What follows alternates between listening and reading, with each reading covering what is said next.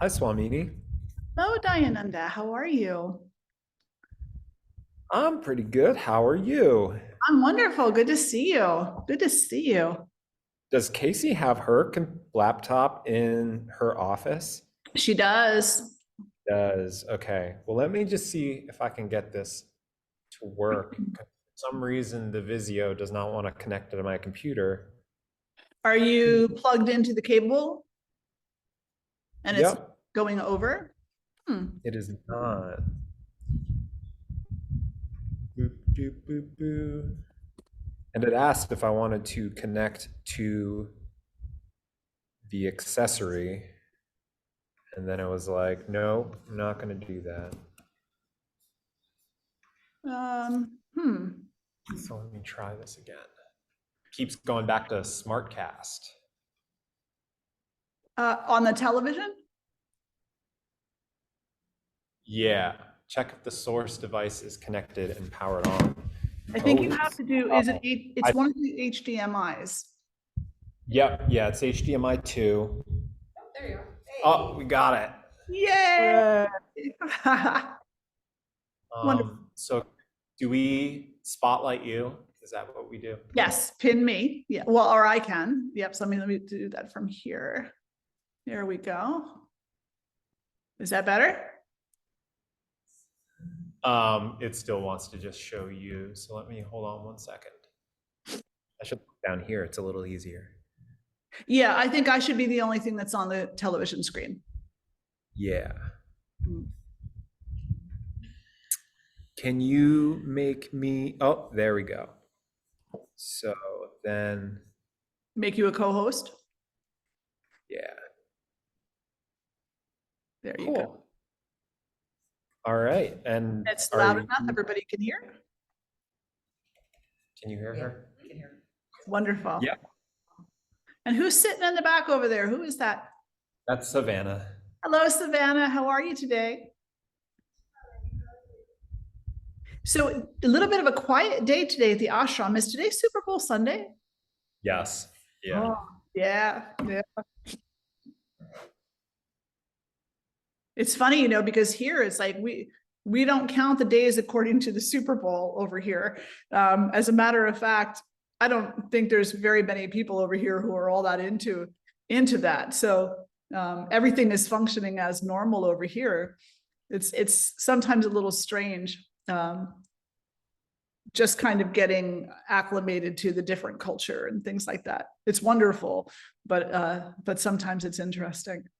So good to see everybody this morning. Thank you so much for being here. And how many of you are Eagles fans? Okay. Yeah.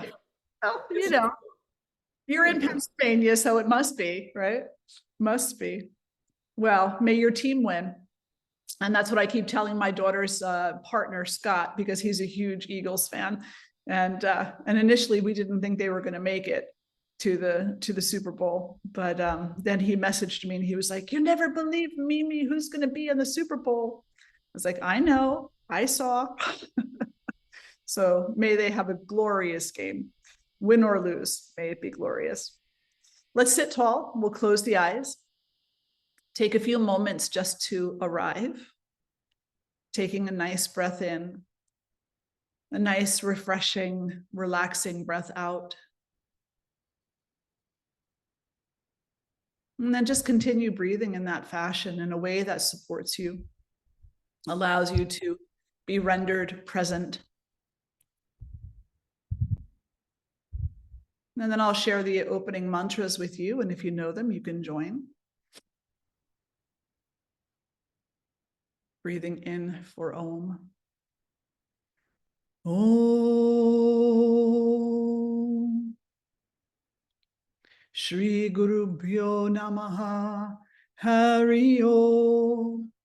Ganana Antva Ganapati Gum Hava Mahe Kavin Kavinam Upama Shravastamam Jestarajam Brahmana Spata Anav Shrinvanuti Bisidha Sadhanam Mahaganapataye Namaha. Prano Devi Saraswati Vajebhirvajini Vati Dhinama Vitriyavatu Ano Divo Brahataf Parvatada Saraswati Ajata Gantu Yagnyam Havan Devi Jujushana Gritachi Shagman Novacha Mushati Shrinotu Vagdevyai Namaha Charanam Pavitram Vitatam Puranam Yena Puta Starati Dushkritani Yena Pavitrena Shudhena Putaha Atipapmana Maratim Tarema Shri Sadguru Charana Ravindabhyam Namaha.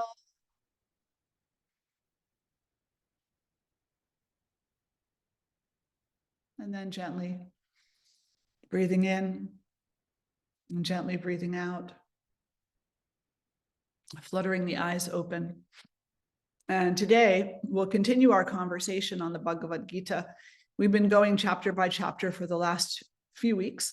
And so today we'll touch base on just a couple of the topics that are found in chapter 5.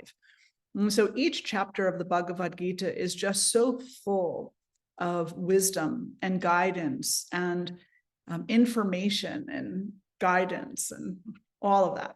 It really is the most amazing book. It is, I think, one of the only books that I have continually gone back to. I mean, there are times where that's all I'm reading. A problem arises, or I'm trying to support somebody through a crisis. That's the go-to. I just keep turning the pages and keep looking. And there's always something there in the very first thing that I read. So it might be that I go there for a purpose. For example, if I'm teaching a class, maybe I go to chapter 5 and I want to focus on there. But generally speaking, when I open the Bhagavad Gita, I've read the full thing cover to cover many times. But at this point, I will just open it. Whatever page I go to, whatever I read, that is exactly what I need to hear in that moment. It's exactly what needs to be contemplated on, exactly what needs to be shared. It's just such a powerful scripture. It really is second to none. And according to many, it is the primary, and it is the container of the primary truth.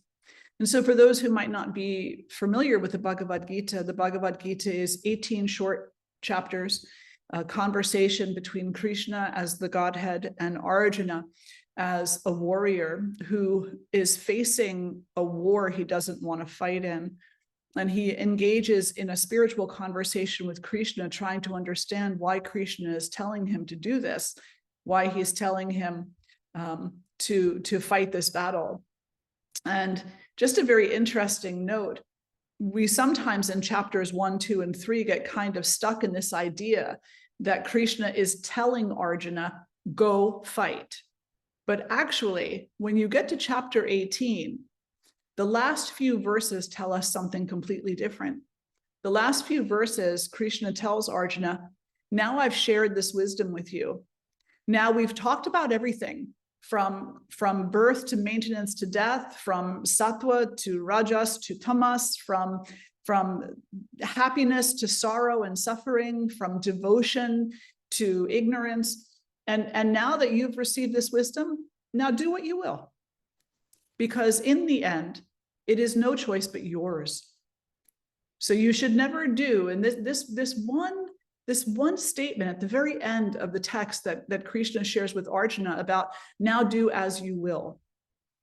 This one statement informs us that as seekers on a spiritual path, we should not just follow what other people tell us to do. That's not our job as seekers. It's not our responsibility to just follow blindly. And we touched on this last week, that actually our responsibility lies in listening consciously, contemplating consciously, and then choosing for ourselves through our individual independent freedom, our freedom to choose. That's where we make our own decision about what we feel is the right path for us to walk. There's lots of guidance. there's lots of words and phrases for us to think about along the way. Words like non-harming and non-violence, words like compassion and devotion. And there's lots of phrases like love all, harm none. Lots of phrases like think of me only, and then you will come to me. And we can sit and contemplate on what those types of phrases actually mean to us. And chapter 5 gives us some insight into that, into the different paths of yoga and what the words and phrases of those paths can mean for us.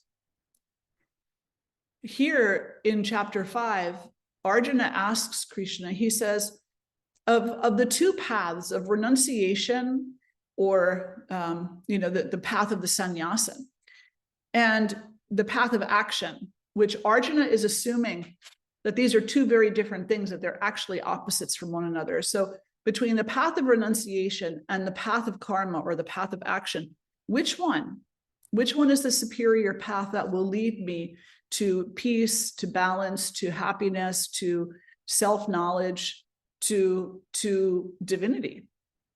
And Krishna's response to him is really interesting, because he says, all depends.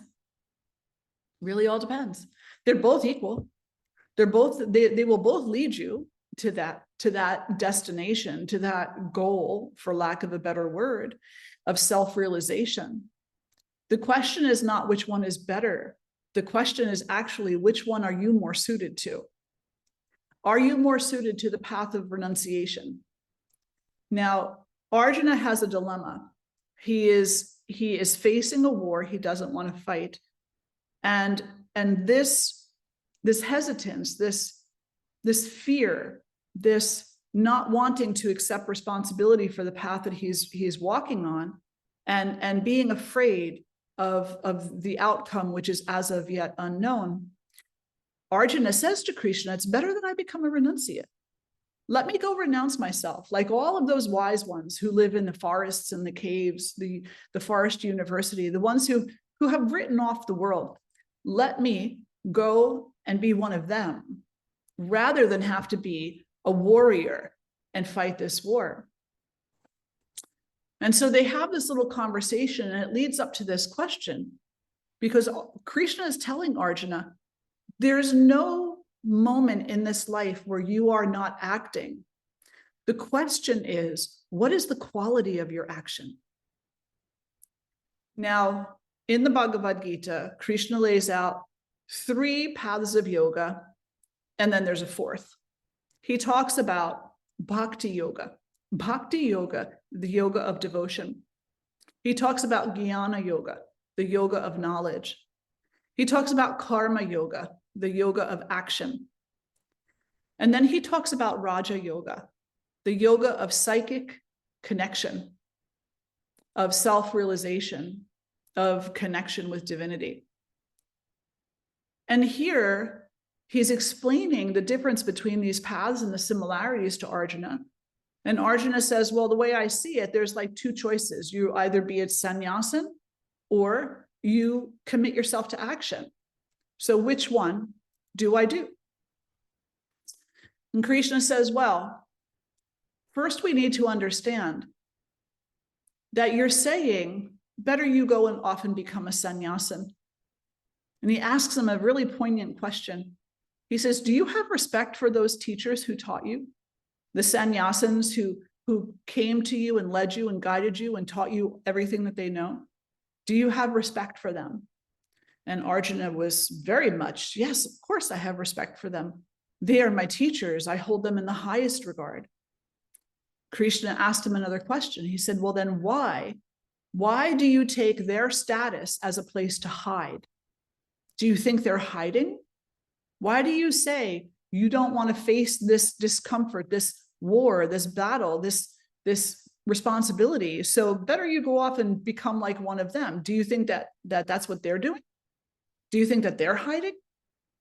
And Arjuna said, no, that's not at all what I think. And he said, well, then don't use them as an scapegoat.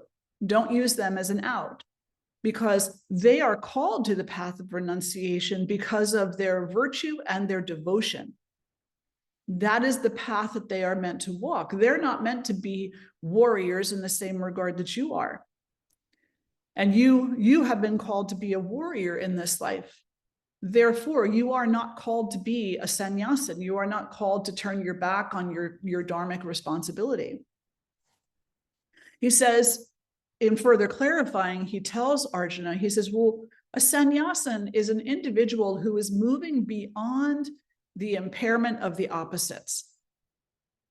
A sannyasin, or a renunciate, a monk, is an individual who is working to move beyond the impairment of the opposites. So Arjuna looks at him and he says, yeah, he says, and right now you're caught up in the impairment of opposites. You don't want this, you do want that. You want to avoid something and you want to grasp at something else. You're being pushed and pulled and literally torn apart by your preferences. So that is not the behavior of an individual who has the heart of a sannyas. An individual who has the heart of the sannyas puts that battle down and says, I will not act in accordance with what my ego wants or doesn't want. Instead, I will act in accordance with what brings me closer to God, closer to divinity, what brings me closer to the truth of myself. So he says the sannyasin is the one who is moving beyond the impairment of the opposites. Now, what does that mean for the householder? Because in the yoga traditions, particularly in the West, we hear a lot about opposites. And in Ayurveda, the sister science to yoga, there's so much information about the impact of the opposites on us. And sometimes students feel that they're being told that they should drop all their preferences, drop all their desires, become desireless, and live in perfect balance. Well, that's not what they're being told, at least not by a teacher who understands the difference between a sannyasin and a householder. A householder can lessen their preferences, even just a little bit, like we talked about last week. They can lessen their preferences. Even lessening one preference can change their entire life. So let's say they have the preference of smoking. Even lessening just that one preference can change their health, can change the way that they see themselves, the way that they feel, can change their energy, can change so much. Let's say that they have a preference for fighting, arguing with people, trying to prove that they're right about things. Changing that one preference can improve relationships, can provide more patience, give an opportunity for deeper, more conscious listening. So when it comes to the householder, when it comes to your typical student, your average student in a yoga class, they are not being told by the teacher, and they should not be being told by the teacher, that they have to drop all their preferences and become austere. No, it's the guidance, the suggestion is, if you investigate your life and the places where your preferences have you in a hard grasp, and you work to loosen that grasp just a little bit, perhaps life will be different. You will feel lighter, feel more joy and less pain, be able to see more clearly the beauty and the suffering that is happening around you, and have a greater understanding of what you can influence and what you can't. So the sannyasin is expected to go, to some degree, the austere route. And there's large variation there. Some sannyasins or some monks, they don't drive. They don't have any electrical devices. They don't engage in conversations with people. Other ones drive. I drive. Other ones, it's just such a range of difference depending on how they interpret these teachings and what it is that they're called to, and which particular path of yoga or definition of yoga their heart is called to. Some are called to the jnana yoga, the yoga of wisdom. And so they spend their time studying the scriptures, studying. You know, they're the bookworms of the traditions. They're the ones who learn the scriptures, memorize the scriptures, understand all of the rules and everything there is to understand about the scriptures and the rituals associated with them. And they safeguard that information for future generations.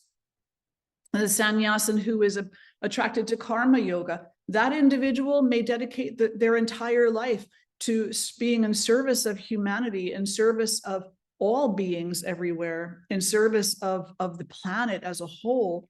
And they may never adopt the color saffron. They may walk around in ripped up jeans and t-shirts, but they've taken this vow that means so much to them, that their life, the actions of their life, should be committed to goodness and to the alleviation of suffering. You may have another who is drawn to bhakti yoga.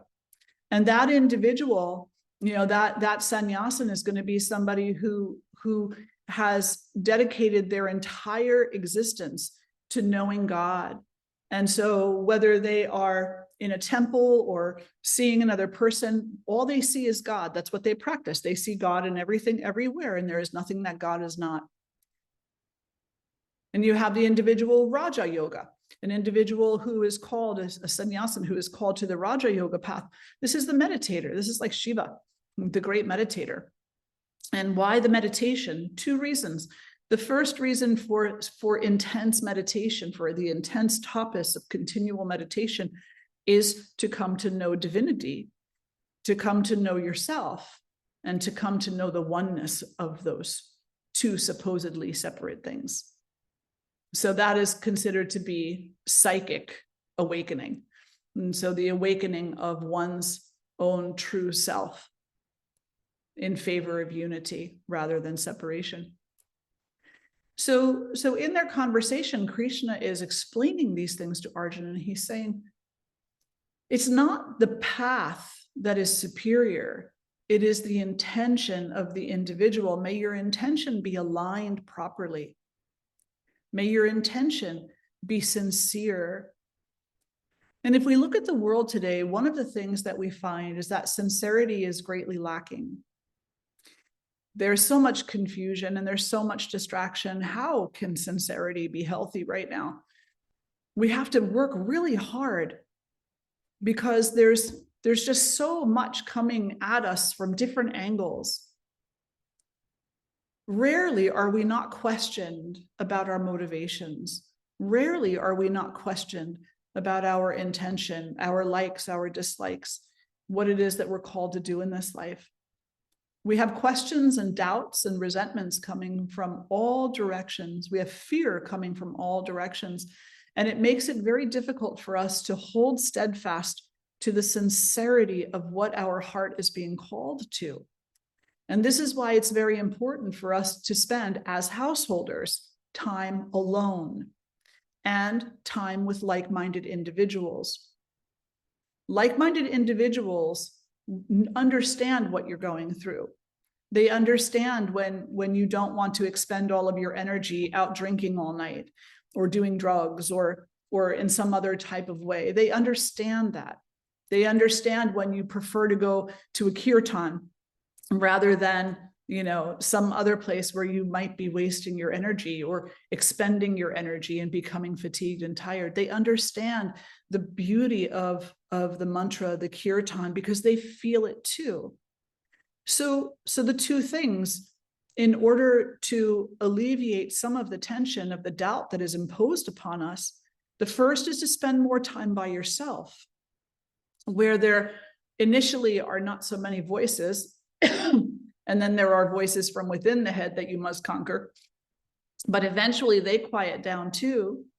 And then you can be with your intentions, just you and your intention. You can cultivate that relationship of yourself to your dharma.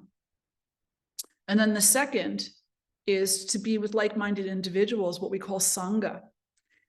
to be with those individuals who understand to some degree what it is to be a seeker, to want to experience life with a different relationship to suffering, a different relationship to happiness, in search of the truth of one's own well-being, of one's own heart, and of one's own calling.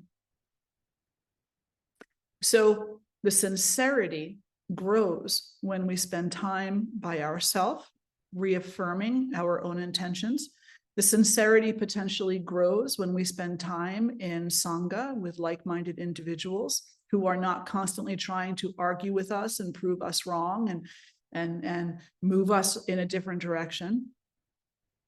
And the sincerity that we cultivate within ourselves from time spent in proper time spent alone and proper time spent with like-minded community, that sincerity becomes strength and courage.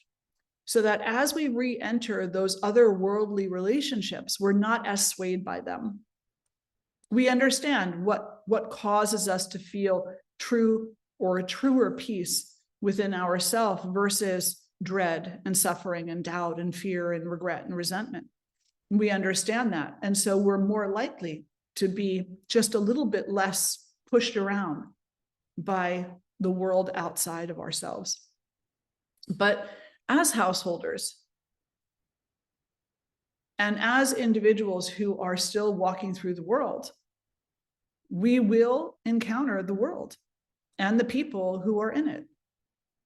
And so we have a choice. We can either be pushed around by that, shoved around, manipulated by that, distracted by that, or not.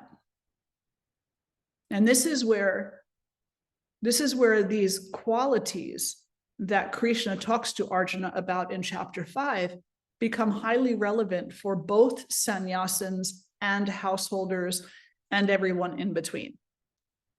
It's just the extent that you take it to. So the first one is having your senses under control. And that's verse 25, where Krishna tells Arjuna, the sannyasin has complete control over the senses, and the warrior should too. At least the sincere ethical warrior will. They won't be, and I'm elaborating, they will not be compelled to action based on hate, jealousy, greed, envy, or any of those types of qualities.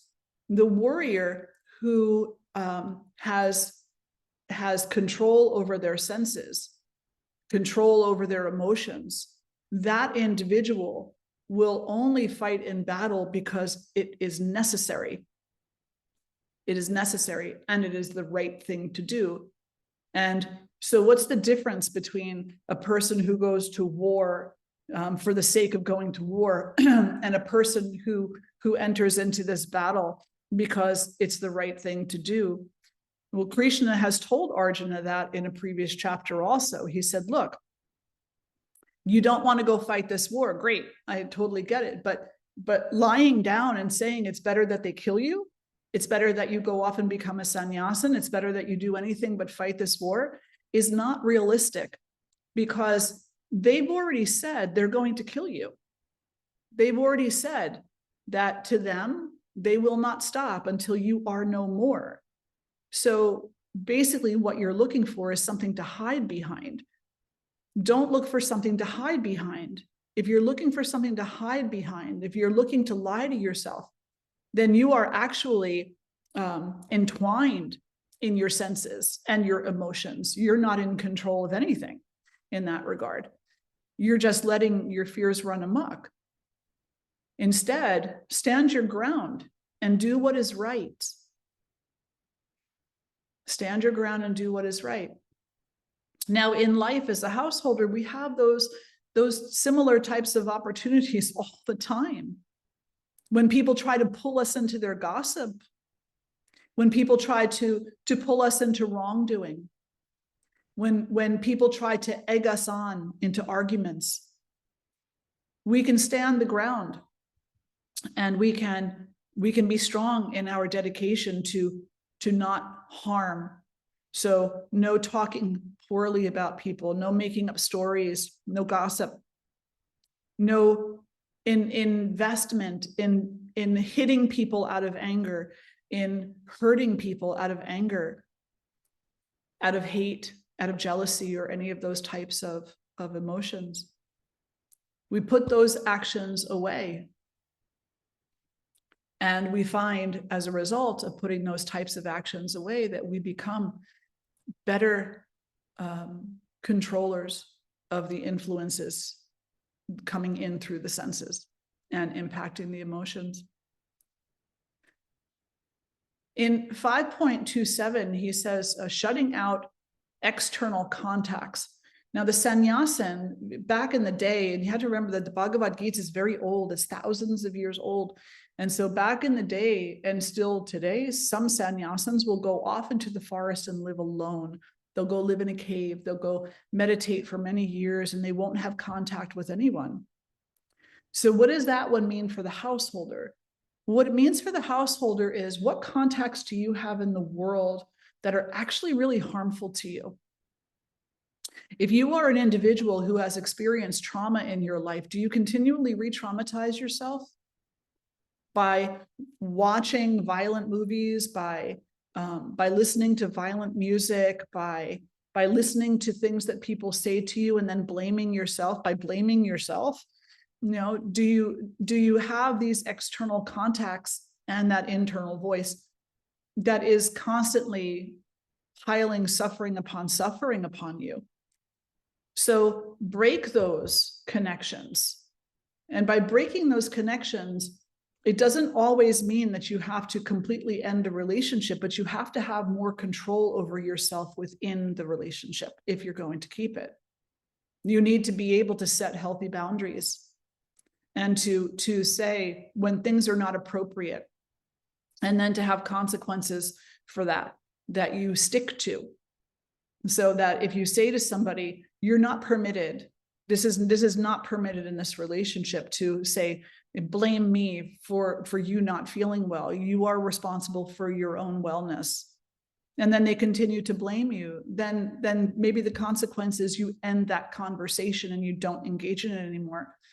And so you have to stick to that consequence. It's called boundary building, and it's very important in all aspects of life, whether you're talking spiritually or not. Not that there's any aspect of life that isn't spiritual, but building those boundaries, those healthy boundaries, and keeping them in place and their consequences, very, very important. He goes on to say that, you know, as he's listing these qualities of the sannyasin, he says the sannyasin sees no duality. What about the householder?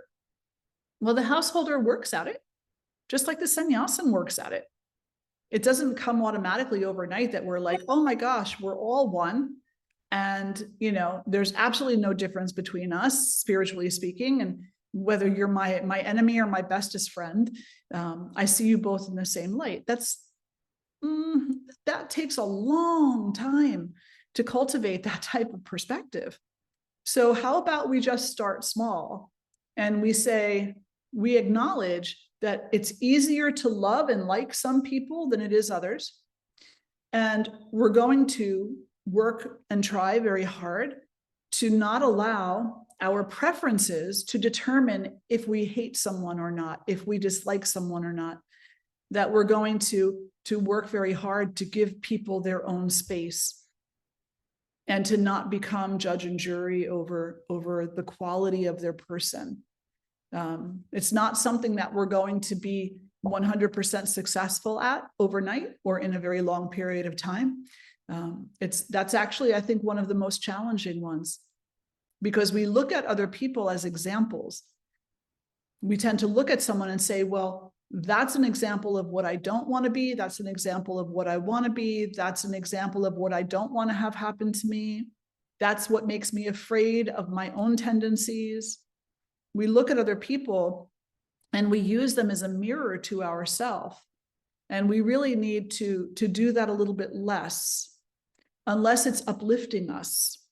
If it's uplifting us and inspiring us to be a better self, then fine.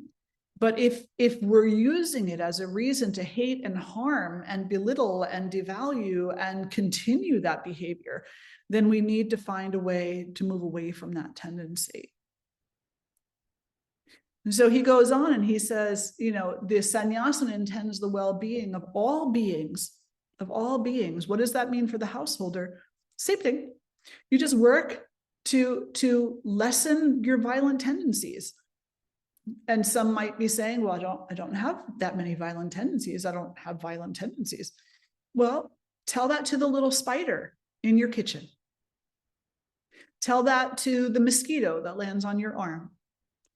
And tell that to, you know, the raccoon that knocks over your garbage can.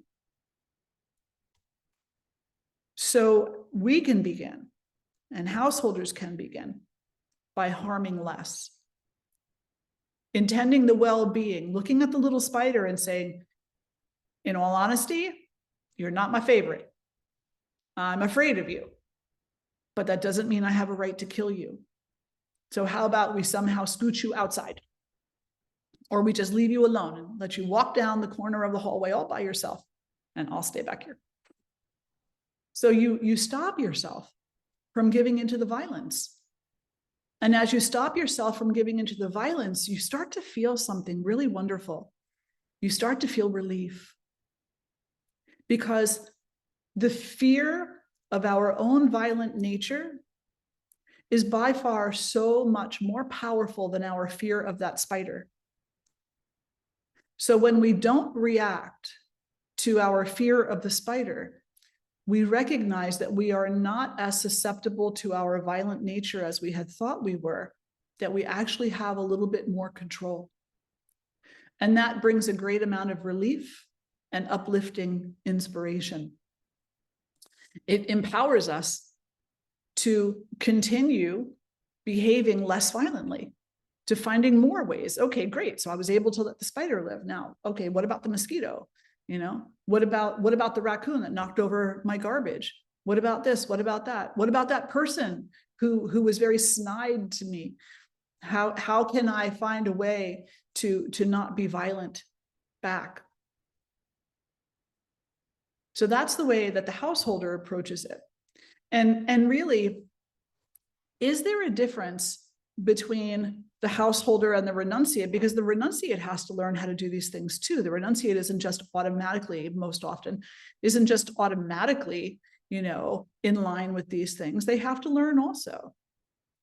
And I guess that initially it's the reason. Initially, it's the reason for some.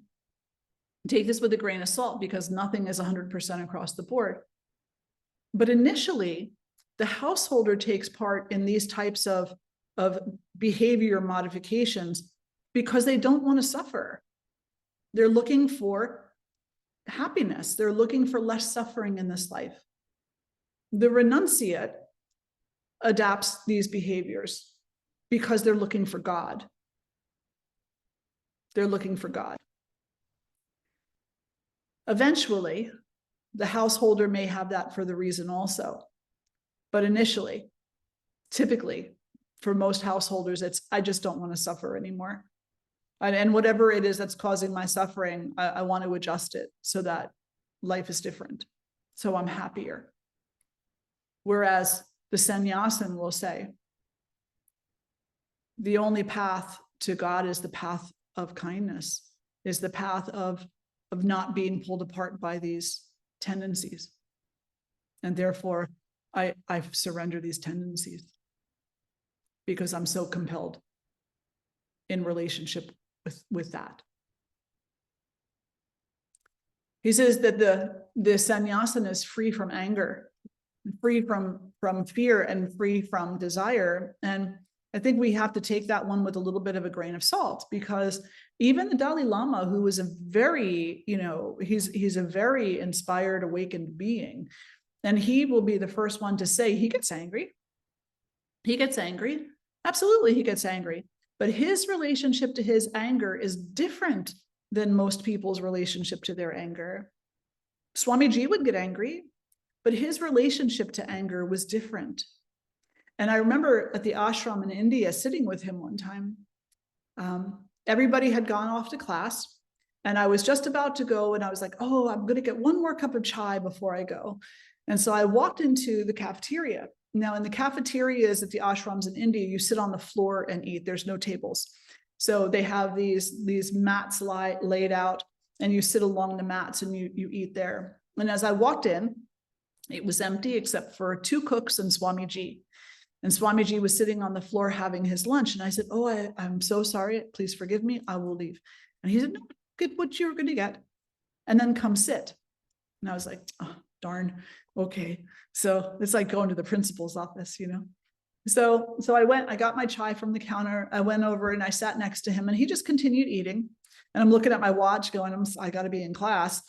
And he said, he finished his eating and he cleaned out his bowl like he always did. And then he sat there quietly for a moment, and he turned around to me and he said, what is it with that individual?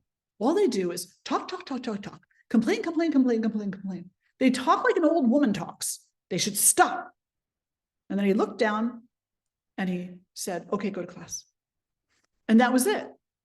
And in that moment, I had this epiphany about our relationship with anger with other people. He had something to say, he said it, and that was the end of it. There was no more to it. He didn't like or dislike this individual. It was frustration over a particular behavior that they were expressing. He expressed his frustration, and then he moved forward from it. But your typical person will express their frustration and drag it along with them. You see, this is the way you always act. You see, this is what you always do. You see, you never act another way. And so the typical individual will drag that frustration along with them and keep propping it up, giving it life, demanding that it act. So we can learn something from that. We can learn perhaps about how to better just receive people the way that they are, and perhaps not carry our anger and our frustration around with us concerning their behavior, especially when those behaviors are minor. You know, I'm not talking about major things that need a different level of addressing, but for the minor things, like your kid leaving the milk carton empty in the refrigerator, you know, or maybe your partner does that, I don't know, you know, or, you know, for the ladies in the room who have a male partner, for the male partner leaving the toilet seat up, right? You know, or putting the toilet paper on the roll so that it's backwards and the paper comes down the back instead of the front. You know, there's people who argue over stuff like that, and they argue vehemently over it. There's a certain way to put the toilet paper roll on the roller. So maybe we can not have so many of those silly arguments. Maybe we can stop feeding our frustration and propping it up as if it had some kind of life to it. And instead, maybe we can just start to recognize the diversity that exists and have some kind of an honoring of that diversity by allowing it to be what it is, and not feeling that we have to dive into the deep end and make it all amenable to our own preferences. And then he also says, and perhaps this last one is the most profound difference between the sannyasin and the householder. He says the sannyasin has liberation as their goal. That's their goal. Their goal in whatever context they find themselves, whatever tradition they find themselves, the ultimate goal is liberation. Liberation of the soul, liberation of the self from the bondage of the world and the bondage of ignorance. Where the householder, their goal, at least initially, is happiness, is earthly happiness, or suffering less, or seeing people around them happy. There's something earthly more so with regard to the householder and their goal than there is for the sannyasin, or at least for most sannyasins. So that would be the primary one that would have the most difference. But inevitably, Krishna tells Arjuna later in the text, inevitably, we all end up in the same place anyway. So whether the sannyasin is in a place in his life or her life where, you know, supreme liberation is their ultimate goal. And the householder is over here, and all they want to do is just suffer a little bit less and maybe be a little bit happier and have healthier relationships. Ultimately, if the householder moves with sincerity in the direction of a truer happiness, healthier relationships, and a life based more profoundly in nonviolence, they will ultimately come to the place, whether in this life or the next or 10 lives from now, they will ultimately come to the place where their goal becomes a more ultimate liberation. So I'm going to pause there and ask if there's any questions or reflections at this point. Any questions or reflections?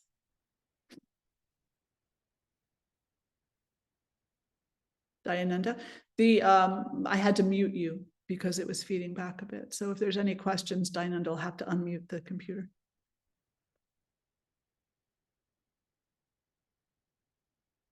We're good? Okay. So chapter 5 of the Bhagavad Gita, Krishna talking with Arjuna about the difference between the karma yoga and the path of renunciation, the jnana yoga and the others. And just understanding that as students, what is expected of you? Well, first of all, there's nothing expected of you. So there should be nobody telling you that you have to do this, you have to do that. There's only guidance. And the guidance is such that, can you look more deeply into your own intentions, into your own goals, into the things that affect you and influence you? Can you look a little bit more deeply into those and become a bit more discerning about the impact that they have on you and about the way that they move you and they move your behaviors? So if an individual is compelled by greed, for example, then they will be less concerned about what other people don't have and have, because the only thing that they will be concerned with mostly is what they have and what they can get. And so it will seem to the individual who acts from a place of greed often that other people are merely sources to satisfy their greed, some way, shape, or form. If you have something that will satiate my greed, then you're useful to me. If you don't have something that will satiate my greed, then you're not useful to me. And so their behaviors will become violent in that regard. And when we're talking about violence also, I think it's important for us to say, we're not just talking about violence like hitting somebody with your fist. We're talking about the way that our behaviors, our thoughts, intentions, and words cause others to feel harm, cause ourselves to feel harm. That's violence. And it can be escalated all the way up to war, all the way up to killing, which is really unfortunate. But so an individual who is driven by greed, that individual is going to see people as opportunities only, and therefore will cheat themselves out of the experience of healthy, loving relationship, and will steal from others the opportunity to truly love them and to see them for the loving being that they can be if they choose to. And so when we study yoga, we also study the yamas and the niyamas, of course. And, the second one is don't steal, non-stealing. And oftentimes people simplify that and they say, well, just don't take what doesn't belong to you. Don't steal a car or somebody's money, somebody's time and effort. Fine. But also don't steal your own ability to be loved and to love. And don't steal the ability of another to be loved and to love. So that's very, very important for us to recognize, is that when we decide that we're going to begin to base our life in these virtues, in these ethics of nonviolence, truthfulness, non-stealing, non-grasping, economy of energy, the experience of contentment, cleanliness, discernment, self-study, and devotion, that we're actually sitting with these words and we're asking ourselves, what do they mean to me right now? What does this mean to me right now? What does it mean to self-study? Self-study is a very interesting one, because your average student will initially write down in self-study all their flaws. They'll take it as an opportunity to bash themselves and to say, yeah, this is what I do wrong, that's what I do wrong. But that's not what self-study is. Self-study in the practice within this tradition, what self-study is asking you to do is to watch yourself, to see yourself, to see not only the things that you do that need improvement, but to also see the goodness, and primarily to see the goodness, to recognize that in the light of a beautiful scripture like the Bhagavad Gita, that there is a place for you there, whether it's the Bible, the Bhagavad Gita, the Quran, whatever it happens to be that you study, that text tells you of your potential. I'm not talking about the aspect of those texts that have been manipulated by human beings and turned into something that causes wars. I'm talking about the truth of those texts when you go into them, and it talks about unity and about love and about kindness and about supporting one another and about sisterhood and brotherhood, that aspect of it. So we sit there and when we're engaged in self-study, we're saying, if that is my potential, is that goodness, is that experience of unity, then what are my obstacles to realizing that? And let me work to minimize those obstacles, to have a different relationship with them, so that I can come into the wholeness that I carry within me, the wholeness that is the promise of spirit. Now, there's one more thing in this chapter and in all of the Bhagavad Gita and within the tradition that is important for students to understand. And that is, what is wholeness? What is it when we start talking about, our wholeness? Does it mean that our life is always going to be Jim Dandy and nothing's ever going to go wrong? No, it doesn't mean that. It doesn't mean that we're always going to be comfy, cozy, that we're always going to have warm socks on a cold night, or that the fireplace is always going to have wood, or that there's always going to be food on the table. It doesn't mean that. What it means to come into our own wholeness is to recognize that in and of ourselves, no matter what our surrounding conditions are, that we have a goodness that is unaffected, a wholeness, a realness that is unaffected by our surroundings, that is unaffected by the things that are going on around us. And I was just recently reminded, I was having a conversation with someone about the Irish past. And so super interesting when people talk about wars and battles. And so 1916, they had their Battle of Independence here. And I was over in a site called Rathcrogan, and I was touring the archaeological sites there, and they were talking about this war.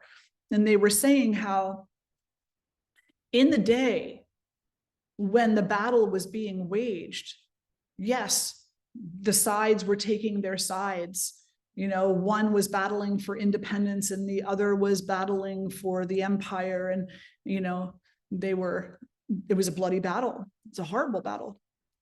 But at night, when the sun went down, their weapons laid on the ground, and they sat and ate together. They drank together. They laughed together. They talked about old times, because many of them knew each other. They didn't allow the horribleness of the war to steal their love of one another. Yes, they fought the war, and the war itself was horrible. But when it came out of it, many of them still felt love for one another. They still felt love for one another. And to me, that was really profound, because I've heard that not just about the Irish battles, but I've also heard that about battles elsewhere in the world, where I guess they used to call it a gentleman's war, when there was sunrise to sunset, and then actually the opposite sides would get together and feast together and eat together and, talk about all things human and divine. And then the next day they would go back at it again. And it's kind of perplexing, but we do it every day in our life, in some symbolic way. We behave like that every day, whether it's in our difficult relationships, or in the way that we go to work each day, battling our inter-office politics and relationships, and then we all go out on happy hour, have a good time together, and then show back up at the office Monday morning with the same animosity, the same differences, the same everything. So we look at the war and we say, well, that makes no sense, but then we live that every day. And I guess at some point in time, the hope, the idea would be to no longer go to war, to no longer have to, because we come into a place of just knowing our wholeness, our unity with one another, that there's a beautiful metta meditation. It says, may you be safe as I wish to be safe. May you be healthy as I wish to be healthy. May you be happy as I wish to be happy. Because between us, there's no difference there. All anyone in this world, human or otherwise, wants is to be safe, to be healthy, and to be happy. And when we are aware of our own inner wholeness, we can recognize that. When we're not in good relationship with our own inner wholeness, then we don't recognize. We don't recognize all we have in common. We just become fearful of what the other person will take from us or what they'll force onto us. All right, so I'm going to stop there and ask Dayananda to put the speaker back on.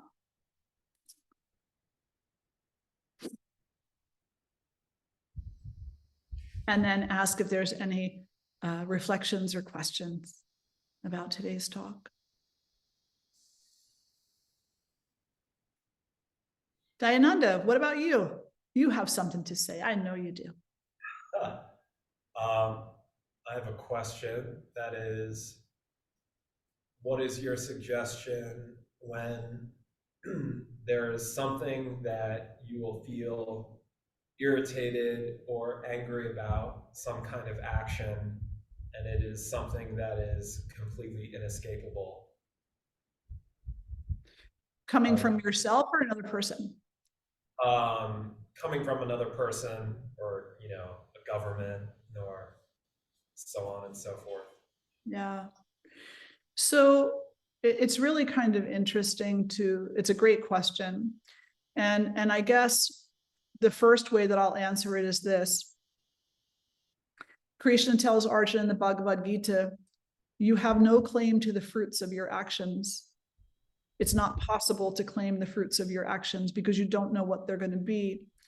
Therefore, the only thing you have claim to is the work. So whether we're talking about a closer, intimate relationship, like a friendship or a partnership, or employment, or governmental, whatever kind of relationship we're talking about, if we're in a place where we know that something is going to happen, and it irritates us, it frustrates us, then instead of focusing on the absolute knowing that this behavior or that this is going to happen, instead of that, where is it that you're needed? Where is it that you're needed? And where is it that you can bring the greatest good? Where is it that you can support in spite of not being able to control the outcome? Where is it that you can support either yourself or others? So one example for this, could be the war that's going on right now.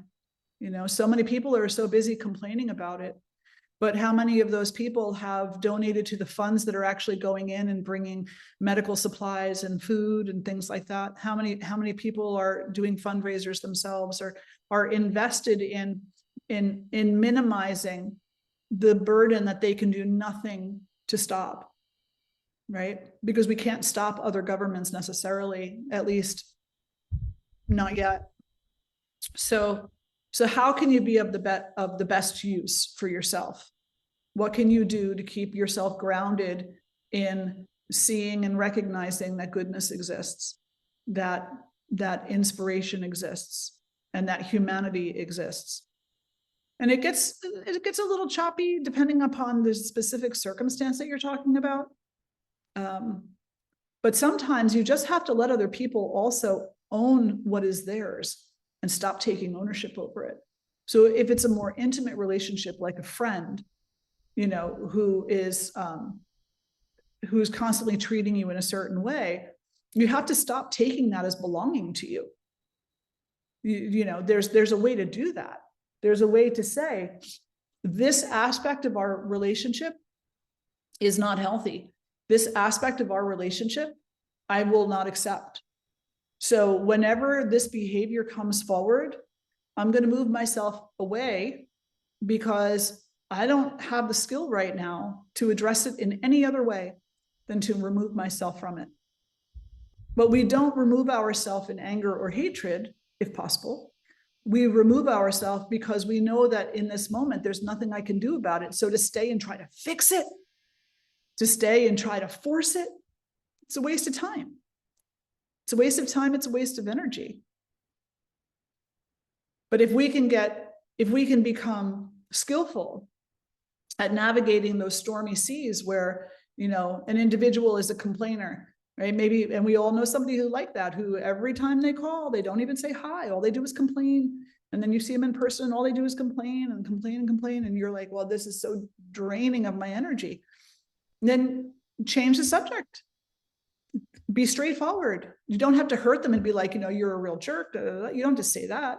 But you can say something along the lines of, I enjoy talking to you when we talk about things that are substantive, but complaining is not substantive. So if that's what you're calling for, if that's where the conversation is leading, then I'm just telling you very honestly that I don't find it fulfilling, and I'm not going to take part in that. And they're going to do what they're going to do with that. You know, they may take it well, and maybe it'll bring about a little bit of change, or maybe they'll get pissed. Who knows?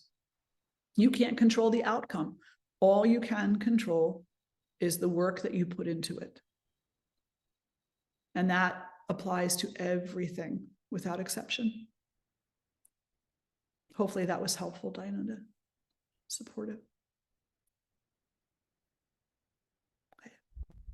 Well, everyone, thank you so much for being here today. Any other questions or reflections before we end for the day? No? Let's sit tall and close the eyes. And take a breath in and a breath out. And we'll chant one beautiful Om. Swami. Yes? There we go. I just really quick wanted to ask you what version of the Bhagavad Gita that you read that you like. Oh goodness. Well, I love Eknath Eshwaran's Bhagavad Gita, and he has at a minimum 2 versions. He has one that is very friendly. It's, you know, it's the size of a novel, and he does some commentary through there, but not too much. He has a little opening for each chapter. Then he has a 3-volume version, which has a lot more commentary, and I love that one. I don't always suggest people to start there, though. I say start with the smaller one first, and then if you're so compelled to go deeper, then go to the second. Another Bhagavad Gita that I enjoy reading is, but it's a bit headier, is As It Is. And that one is a hard, it's got like a golden yellow cover to it, and it's a hardback book. But that one is, I've had a lot of people say it's very difficult to read. it's quite academic in its approach. So I do enjoy Eknath Easwaran, but I have a lot of them from a lot of different writers. That would probably. Oh, what was that? That's like, that's the one I have, the one by Eknath Easwaran, and I've read it a few times. So I was just curious if that was. Thank you. So you have the Eknath Easwaran. Okay, very good. And you have the single book. Yes. So if you're looking for something more now, go to the 3 volumes. Go to his 3. Yeah, he has. I'll send you over a link so that you can take a look at them. Yeah. Perfect. You're welcome. Sitting nice and tall, we'll close the eyes. Take a nice breath in for Om. Om.